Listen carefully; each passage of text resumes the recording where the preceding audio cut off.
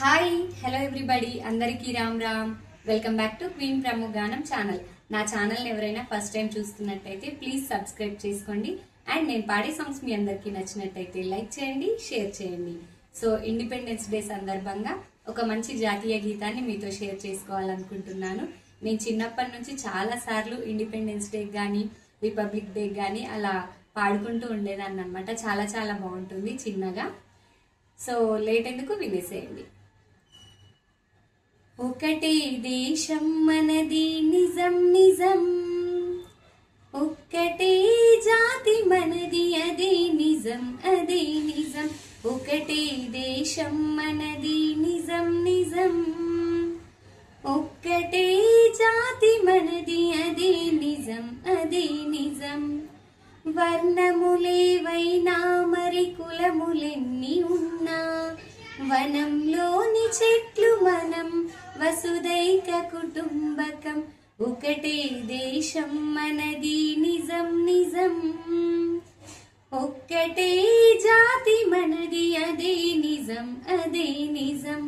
భరతుడు పరిపాలించిన భారతదేశం మనది, తరతరాల వారసత్వ సంపద మనకున్నది. అరులు చాచి యాచించే అవసరమేమున్నది, అంతకన్నా హీనమైన బ్రతుకింకేమున్నది.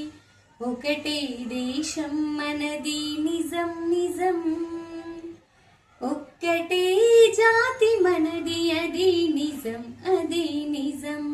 వాల్మీకి మనవాడే వ్రాసెను రామాయణం, వ్యాసుందెవరూ కాదు రాసే మహాభారతం.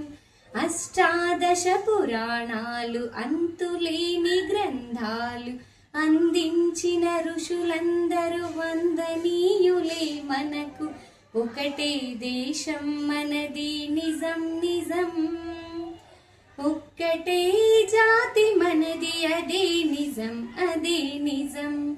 భగవంతుని గుండెలలో బంధించిన భక్తులు, ప్రకృతిని శాసించిన పతివ్రతామూర్తులు, సత్యాన్వేషణకై తమ సర్వస్వాన్నర్పించిన త్యాగులు యోగులు బలిరే వీతరాగులెందరో.